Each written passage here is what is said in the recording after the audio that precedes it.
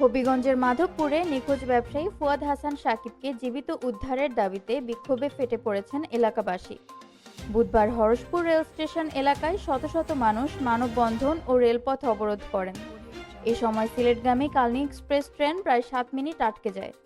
পরিবারের অভিযোগ, গত 21 জুন মাছের খামার থেকে একদল সশস্ত্র ব্যক্তি সাকিবকে অপহরণ করে নিয়ে যায়। এ ঘটনায় 12 জনের নাম উল্লেখ করে থানায় মামলা করা হয়েছে। অন্যদিকে নিখোঁজের ঘটনার জেরে রাজেন্দ্রপুরে এক অভিযুক্তের বাড়িতে অগ্নিসংযোগের ঘটনাও ঘটেছে, তবে এ বিষয়ে কোনো লিখিত অভিযোগ দায়ের হয়নি। মাধবপুর থানার ওসি জানিয়েছেন, সাকিবকে উদ্ধারে সর্বোচ্চ গুরুত্ব দিয়ে অভিযান চালানো হচ্ছে।